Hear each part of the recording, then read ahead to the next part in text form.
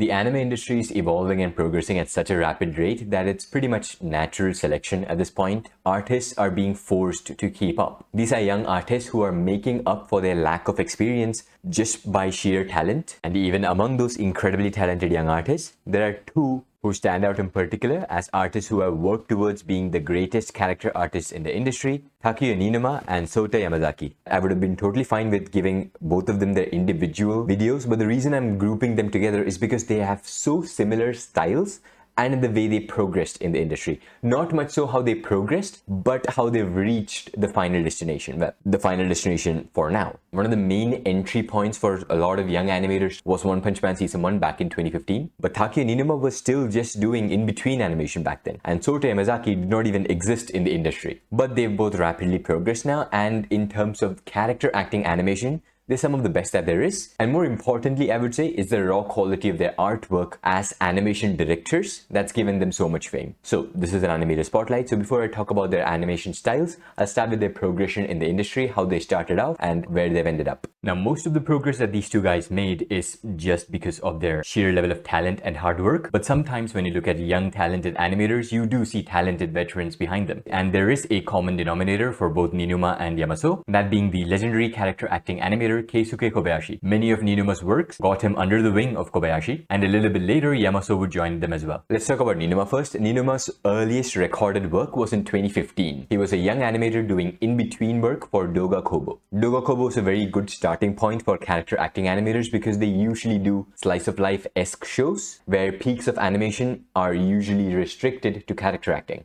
Niinuma continued to work for Doga Kobo, mostly in betweening work, but a little bit of key animation here and there with some shows. It wasn't until 2018 that he made his true debut as a proper animator, and this was with a show called Uza Maid. The two main scenes that he animated for Uza Maid, they have a lot of charm. It is also quite a bit different from modern Niinuma's work, but that could also be a stylistic choice because this is supposed to be funny. And then came, I would say, the work that put him in the map. This was with another Doga Kobo work in 2020, and that is Sing Yesterday for Me. Niinuma animated a lot of scenes in the show, but more importantly, for the finale of the show, Niinuma made his debut as an animation director. So his work in the show was absolutely masterful. And you see most of modern Niinuma's intricate attention to character acting already in the show. I mean, it is from 2020 after all. It was not too long ago at all. Now, the reason I said this was one of the most important projects in his career is because of two reasons. Firstly, it's related to his skill and his artwork in general, because this saw a massive bump in the quality of his artwork. Now, this could just be because of the natural progression of an artist who has absolute dedication to his craft, but something that I cannot ignore is also the participation of the aforementioned Keisuke Kobayashi in Sing Yesterday for Me. Kobayashi did a good amount of key animation work for the show, but more importantly, he was the animation director for episode 6, and Niinuma animated a sequence for episode 6 as well. So getting corrected and learning from a legendary animation director who you already take influence from, that surely must have been an amazing experience for Niinuma. Now, the second reason this was a game changer for Niinuma is just because, again, this was his best work yet, to a degree that was absolutely eye-catching, and Studio Doga Kobo has a lot of connections and ex-connections. One very important such connection being animation producer Shota Umehara, one of the best animation producers in the industry, previously worked on Doga Kobo but now works in Cloverworks. He took notice of Niinuma's work in Sing Yesterday for Me and thus invited him to work on Cloverworks. And before I talk about those works, I also need to talk about YamaSou's progression in the industry. It's even crazier than Niinuma's progression because YamaSou was an in-between animator even up until 2018. One thing that we have to note though is the fact that both of them started off as in-between animator. They both have natural progressions in the industry. That is in-between animation, key animation, animation direction. It is what's lacking in most webgen animators, which is why a lot of young animators today are struggling to complete their layouts. They have the fundamentals when it comes to animation, but when it comes to the artwork, they just don't have the experience to polish it. Now, there are obviously exceptions to this rule, like Weilin Zhang, who immediately started off in the industry as a webgen key animator, but also has some of the most incredibly polished artwork in the industry. But generally, for animators who start off as in-betweeners and have a natural progression, they just have more polished artwork because they understand every single stage of processing that artwork so well, because they've had hands-on experience at every single one of those stages. So back to Souta Yamazaki's case, after doing in-between animation for 2018 and 2019, in early 2020, he made his debut as a key animator. This was already a turning point in his career because this key animation debut that he made was in Black Clover, and he worked alongside Tatsuya Yoshihara in an effects animation and character animation focus sequence. He used a pen name while working here. The pen name that he used was YamaSou. So anyway, because he worked in Black Clover with Tatsuya Yoshihara, who has extensive connections in the industry, these connections is what brought him to his second key animation work, and this was in Jujutsu Kaisen. More importantly, it was in Jujutsu Kaisen episode 17, storyboarded and directed by the one and only Shota Koshizono. At this point, Yamasou's talent was fully recognized. The sheer intricacy and detail in his character acting was absolutely gorgeous. Tadashi Hiramatsu's character designs were not easy to adapt at all, but Soyama pulled it off effortlessly. It also proved that he has the ability to draw complex perspective and complex angles because, you know, it's a Goso episode and it's gonna have complex angles. Even though this is like extremely high-level artwork in the industry already at this point, Soyama did not stop there because he's not properly displaying his idiosyncrasies here. His work here reminds me of Yosuke Yajima's work in the sense that it's extremely polished artwork, but they're very closely following the character design sheet. That is obviously not a bad thing.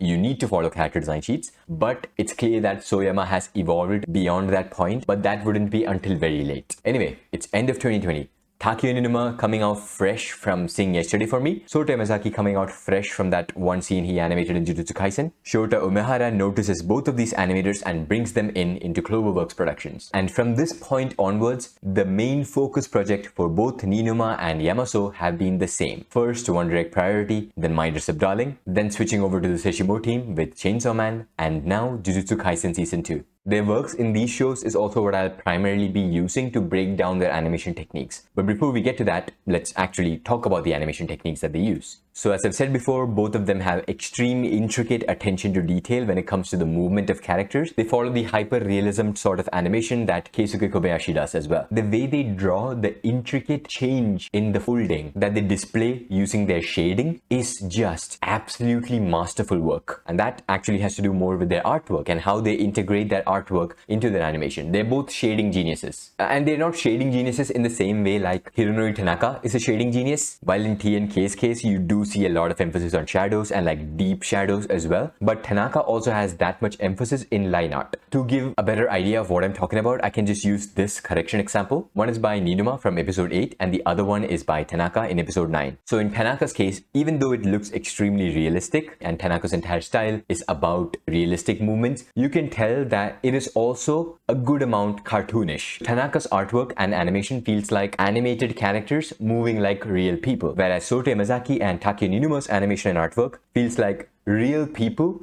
drawn like animated characters. So here Niinuma's drawing of dead Makima looks eerily realistic, even more so than Tanaka's art, and that mostly has to do with line work. Look at Makima's hair, for example. Look at how defined her hair is in Tanaka's artwork. Tanaka likes to flaunt his line work, especially when it comes to hair animation. Whereas look at Makima's hair in Niinuma's work. The line work and everything is still there, but it's not as prominent as in Tanaka's case. The line work is just there to show you that yes, Makima has hair, if that makes sense. For them, lines are just a means to define shadows and place facial features, because to do that you need to draw lines. I mean, there are animators like Ko Yoshinari and Tam Lu who have lineless animation, but that's besides the point. And secondly, and more importantly, look at the emphasis on shadows again. While Tanaka is also a shading genius, he can also put the character in complete shadow and just let his artwork with the intricate line work do its own thing. Whereas in Niinuma's case, there's pretty much no small line work or anything like that. The sense of extra three-dimensionality is coming from that shading work. Another thing that gives his artwork this sense of three-dimensionality is the feature placement. So look at Makima's right eye here, the way it's wrapping around her face because it's of course spherical. The volume is gotten across by the fundamental skill of line placement. This might sound like I'm stating the obvious, but it is something that is overlooked, and it's that every component within a drawing literally comes from the placement of lines, including the shadows. When you say a drawing has good shading, what you really mean is the lines around the shadows are expertly drawn to give the illusion of depth. Similarly, Niinuma and YamaSou are so good at shading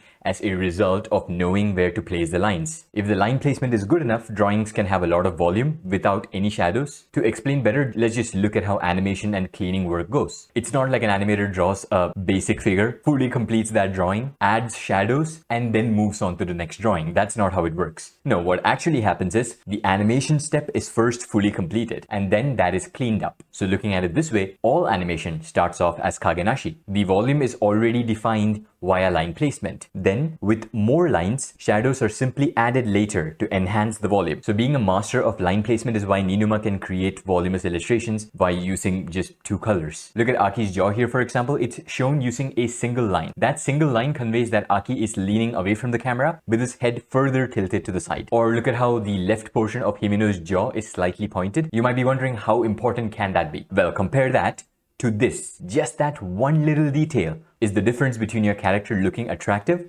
versus your character looking like a Muppet. YamaSou is similarly an expert at line placement. He can create drawings with an extreme level of volume even without using shadows. And if he wants to create more depth, he can just add shadows with extra line placement. So that 3-dimensionality that exists in both Soyama and Niinuma's work is what actually makes people confuse it and call it 3D. If you're a 2D animator and people are confusing your work as 3D, that's like the highest praise that you can get. So now comparing Niinuma and YamaSou's artwork, it is very, very difficult to distinguish between the two, even for trained eyes. The most notable differences between their artwork is the way YamaSou draws hands. YamaSou hands just have a unique sense of looseness to them. And actually, YamaSou's artwork in general is more loose compared to Niinuma's artwork, which is always super sharp and extremely well defined. They both have very similar ways in the way they draw anatomy, that is the jaw shape, and again, the feature placement. Anime characters have unrealistic feature placement, but then Niinuma suddenly starts animating and it's like, that is not even a very detailed drawing, but the way the eyes, nose, and mouth is placed on the face, it feels so weird to see that on an animated character. That said, let's talk about their meeting point now and their works together. So the first time they worked together was on One Direct Priority. There isn't really an overlap in the episode that they worked on, with Takuya Niinuma doing a lot more work than Souta Yamazaki in this project. Another thing to note is that for One Direct Priority, there was an animator with the core animator credit, which is a credit that I've never seen before. I've seen main animator and key animator, but not core animator. Anyway, the point is, the core animator for One Direct Priority was Keisuke Kobayashi, the legendary animator that I mentioned previously. Talking about YamaSou's work here, the amount of raw detail and the individual strands of hair that he's animated here is just absolutely ridiculous.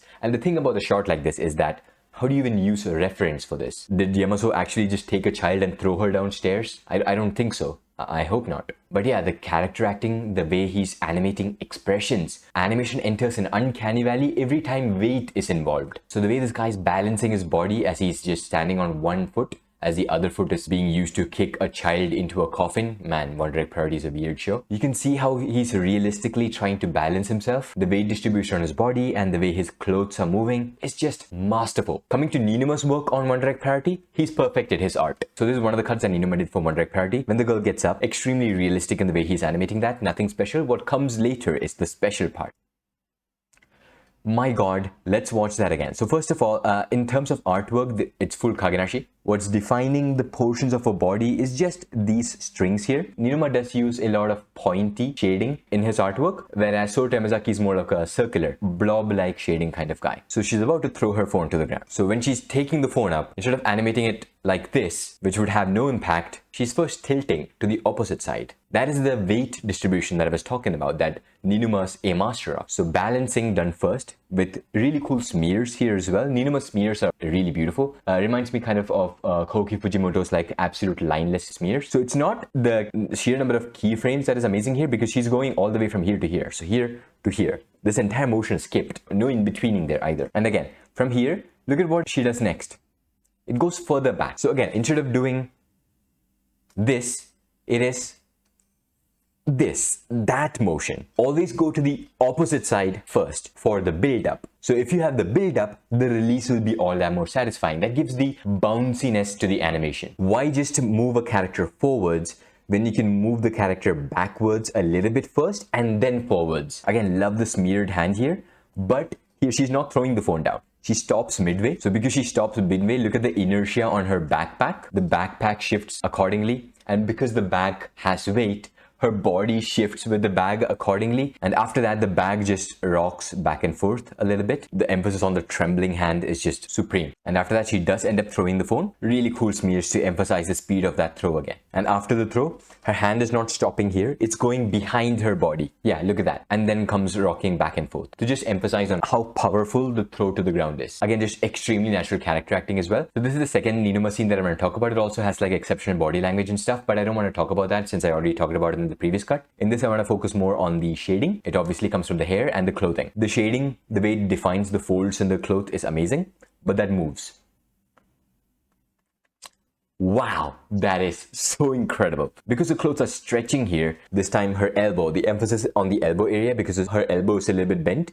So the cloth needs to fold there accordingly, and yes, you can see how the clothing is folding underneath and around that elbow. The perspective animation is also flawless. This weapon is not easy to draw, and he's animating that in from multiple perspectives in the schedule that he was provided, considering it's one direct priority. She gets punched by the invisible enemy here. Because of that punch, she's stretching to one side. I said I'm not going to talk about the body language, so I have to force myself to not talk about the body language here. But yeah, volume. Just look at the way her nose is drawn, the way it's pointing outside her cheek, and the way her cheek is wrapping around her eye, and her left eye itself, the way it's wrapping around here. So he's taking realistic feature placement, throwing that into the animated medium, and it works out so well. She gets gut punched here. Expression change is so well animated. I love the way Niinuma draws eyes. And of course the jaw as well.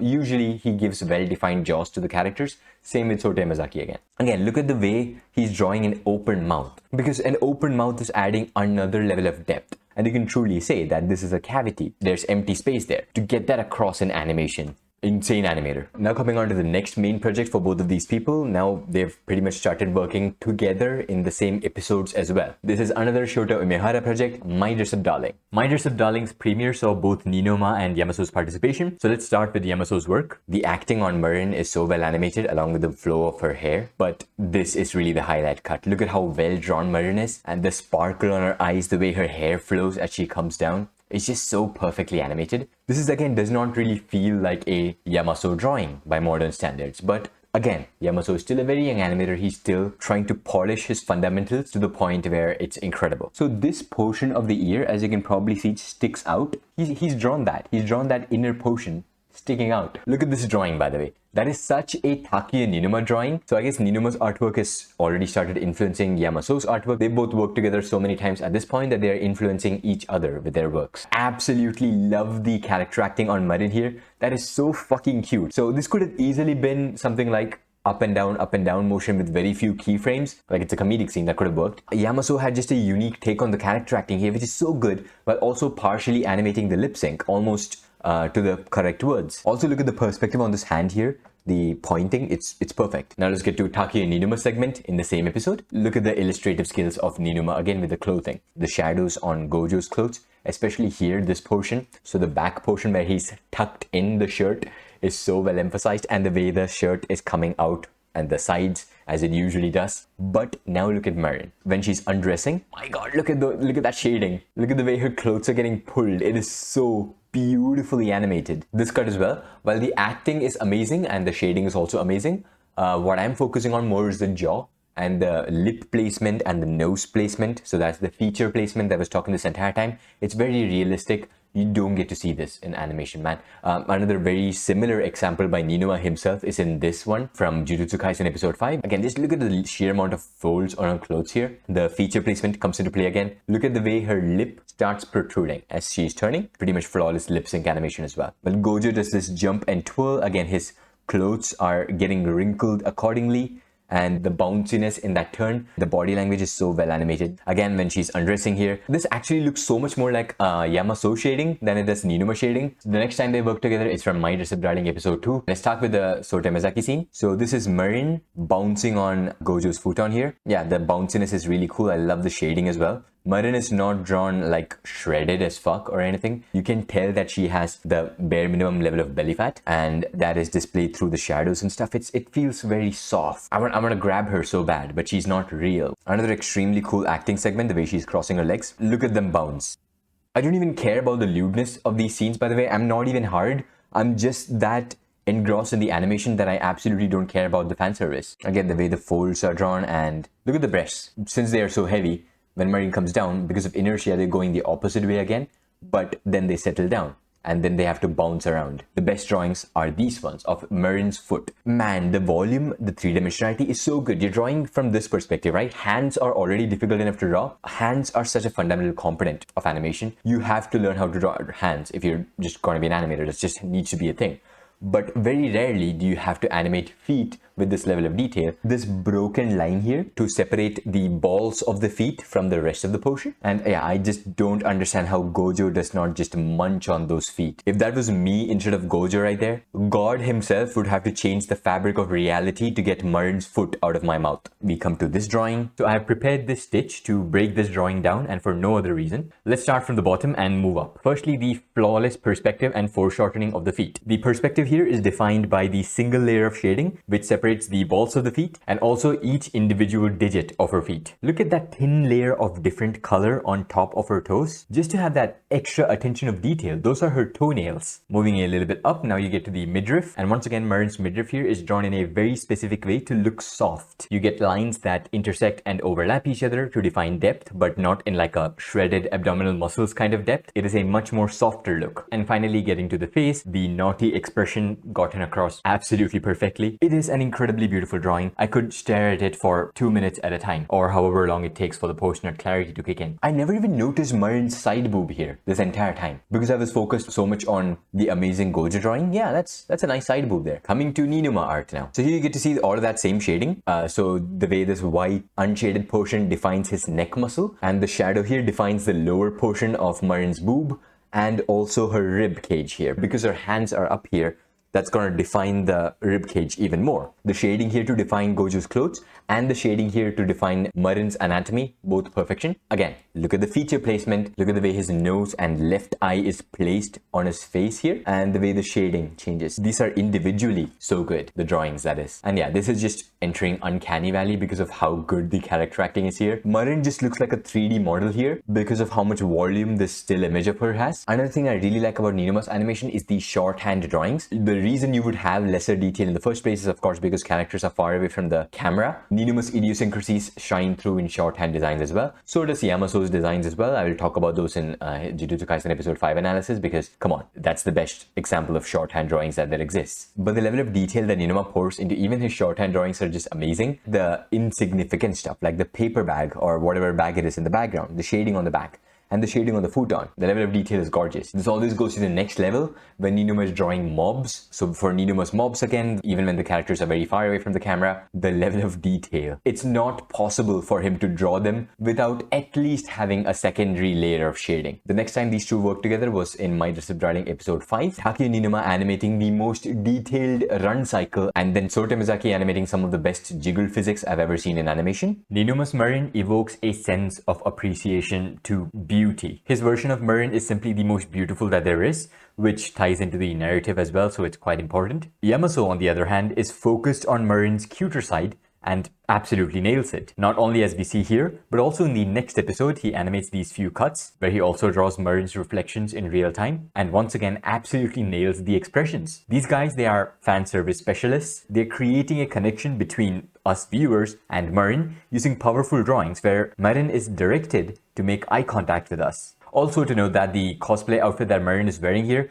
that is an illustrator's nightmare. There is way too much detail on there, but these guys are making it move effortlessly, which is also something that the new Umehara project, the Elusive Samurai staff, will have to deal with as well. I don't know if Niinuma or YamaSou would participate in this project, by the way. I assume they would stick to the Seshima line and work on the Chainsaw Man project, but maybe they'll be able to find some time to work on their old team again. After this comes one of the most important times, I would say, that they work together.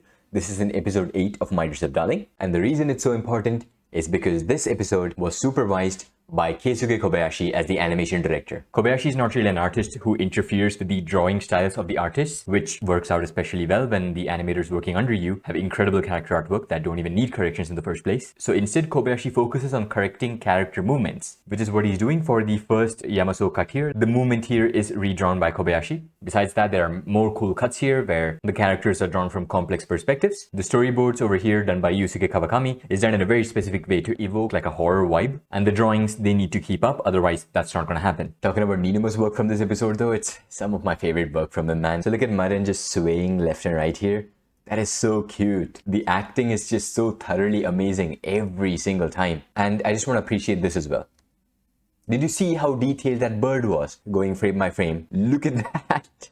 Why? That is so crazy. The amount of detail that he's poured into like defining the feathers using one layer of shading, and the detail that he's poured into the wings as well. He even animates the burger wrapper getting crumbled and Marin losing her grip because of that. Gojo's walking straight without much side-to-side movement, whereas Marin is walking, swaying side-to-side, and her bag is also moving accordingly, has inertia accordingly. Here, he's not using all that much shading because of the backlighting idea in this episode. So you can see the backlighting in Marin here, which is making her extra pretty. Look at Gojo getting ready to throw the burger. So he's just bouncing up and down first before he turns around, and beautiful smears again. Clothes folding accordingly. Look at that. When he's extending his elbow, his clothes, they need to be wrinkled accordingly. So now, after working together on Umehara's project, they would both shift their gaze towards the Sesshomo team over at MAPPA. You can also tell the limitation in time that they had just from the amount of time between My Dress Up Darling and Chainsaw Man Season 1. So Takuya Niinuma was already an industry-leading talent, but at this point with Chainsaw Man, Souta Yamazaki had also gotten to a point where his character art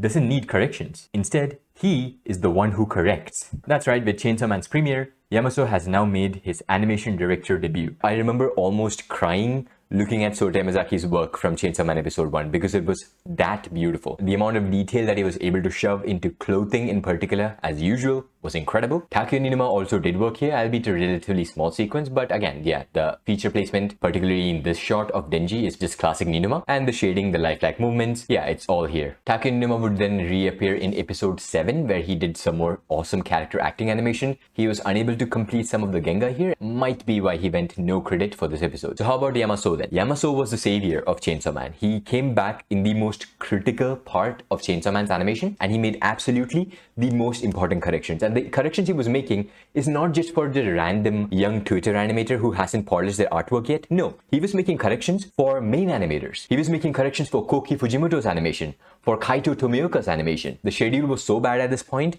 and Chainsaw Man's characters are so complicated that you need a pillar of support in the form of an animation director so that even the main animators can complete their work, and YamaSou was that pillar of support for Chainsaw Man. Without him, the production might have even completely broke down. He is undoubtedly the most important animation director for the last few episodes of Chainsaw Man. He was chief animation director for episode 8, 10, 11, and 12. He did not work on episode 9 because you have Hironori Tanaka as animation director. I mean, he still could have used help, but having Tanaka is a safe bet, so he'd much rather help out with the other episodes. Among these episodes, episode 8 is where he worked alongside Takuya Niinuma again. So basically, this episode was divided into YamaSou corrections, Niinuma corrections, and YamaSou corrections again, with Kazutaka Sugiyama's supervisions as well as the chief animation director. So the entire opener with the beautiful character acting on Himeno was animated by Koki Fujimoto. However, it does involve heavy corrections by YamaSou. After this comes the Takuya Niinuma segment. So Takuya Niinuma made extensive corrections for the entirety of the portion from where Denji wakes up to the beginning of the train sequence, and when it comes to the train sequence, he just entirely animated the whole thing. His character supervision is as incredible as usual, as can be seen from the very first cut. You can immediately tell that it's a Takuya Niinuma supervision just from the way Denji's clothes are drawn here. The multi-layered shading on Himeno to put emphasis on her assets. And again, note that all of this is still being done in a Gosu episode. So you're always gonna play with extremely complex perspectives, which just makes animation all that much more difficult. So after the Niinuma supervision segment comes the Niinuma animation segment, and I don't think I need to talk about this in detail again. I've dedicated so much time to this scene in my Chainsaw Man episode 8 analysis video. Extraordinary shading, lifelike character acting, lifeless shading, and extraordinary level of detail, especially on the mob. So that is the end of the Niinuma segment of this episode and for Chainsaw Man as a whole. So we are coming to my favorite animation sequence from the entirety of Chainsaw Man, and one of my favorite animated fight sequences in anime as a whole, which is Aki vs Katana Man. Particularly the first 3 cuts, which are just some of the best character acting cuts I've seen in animation. looking at the production materials, you'll see just how important YamaSou's corrections were here. I would assume it was like Fujimoto and YamaSou working very closely together to be able to create the final Genga material, and the reason you need two incredible artists, who honestly either one of them could have made the scene on their own, is because the animation work here is just way too complex to be done in the schedule. The schedule was so bad that some of YamaSou's corrections got lost in the sauce. As a whole though, still extraordinary work and my favorite sequence from Chainsaw Man, and this also established YamaSou as an industry-leading animation director who goes beyond just correcting faces and such. He works in tandem with the animator to work towards making the Genga as perfect as possible. Now, as I said before, this was not the end for YamaSou's work as far as Chainsaw Man goes. He was also the chief animation director for episodes 10, 11, and 12, where he continued his trend of correcting the movements and drawings of the animator. So there's only one project related to Niinuma and YamaSou that's left to talk about.